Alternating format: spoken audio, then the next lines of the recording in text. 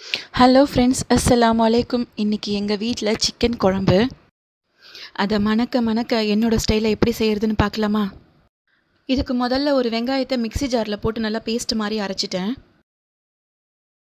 அரைச்ச பேஸ்ட்டில் ஒரு ஸ்பூன் அளவுக்கு கசகசா, கொஞ்சோண்டு பெருங்காய பொடி, ஒரு ஸ்பூன் சீரகம், ஒரு ஸ்பூன் சோம்பு போட்டுட்டு நல்லா அரைச்சி மறுபடியும் அதை தனியாக வச்சுட்டேன்.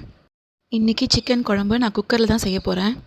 குக்கர் சூடானதும் 2 டேபிள் ஸ்பூன் அளவுக்கு ஆயில் போட்டுட்டு அதில் 2 ஏலக்காய், 2 பட்டை, 2 கிராம்பு, ஒரு அன்னாச்சி பூ, 2 காஞ்ச மிளகா போட்டுட்டு இது நல்லா வெடித்ததுக்கப்புறமா ஒரு 1.5 வெங்காயத்தை மெலிசாக நீட்டாக கட் பண்ணி வச்சுருந்தேன்.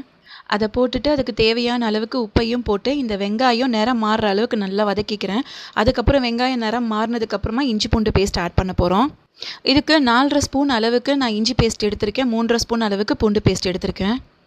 இந்த இஞ்சி பூண்டு பேஸ்ட்டு நல்லா பச்சை வாசனை போகணும், அது வரைக்கும் நல்லா வதக்கிக்குவோம். நான் ஒரு கொத்து அளவுக்கு புதினா எடுத்து வச்சுருக்கேன். இதை மொத்தமாக சேர்க்காமல் கொஞ்சம் கொஞ்சமாக சேர்க்க போகிறேன். வெங்காயம் சேர்த்து வதக்கும்போது ஒரு தடவை போட்டு வதக்குவேன். இஞ்சி பூண்டு பேஸ்ட்டு போட்டுட்டு மறுபடியும் கொஞ்சம் போட்டு வதக்குவேன். இப்போ இஞ்சி பூண்டு பேஸ்ட்டு நல்லா வதங்கிடுச்சு. நான் 4 தக்காளி, நல்லா பழுத்த தக்காளியை குட்டி குட்டியாக கட் பண்ணி போட்டு வதக்குறேன். இப்போ தக்காளி நல்லா வதங்கினதும் மஞ்சத்தூள் போட்டு நான் கழுவி வச்சுருக்கேன் சிக்கனை.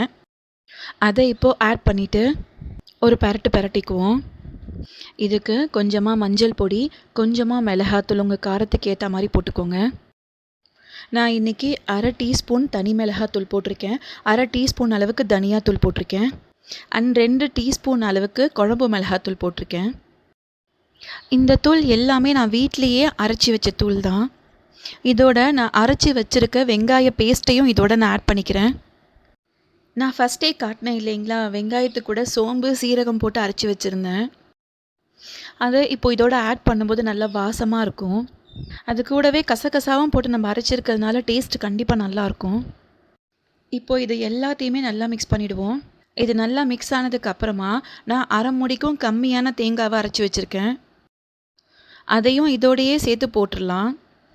சில பேர் கறியெல்லாம் வெந்ததுக்கப்புறம் கடைசியாக தான் தேங்காய் அரைச்சி போடுவாங்க. சில டைமில் நானும் அப்படி தான் பண்ணுவேன்.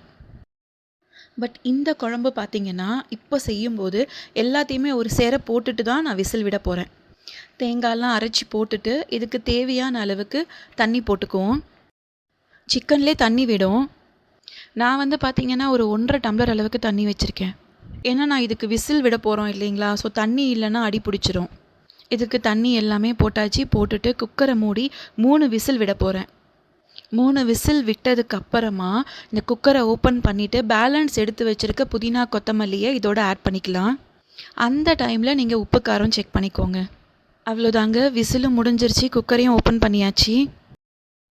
நம்ம சிக்கன் குழம்பு ரொம்ப டேஸ்ட்டாக ரெடி ஆகிடுச்சிங்க. பாருங்கள் கலரே எவ்வளோ நல்லா இருக்குன்ட்டு.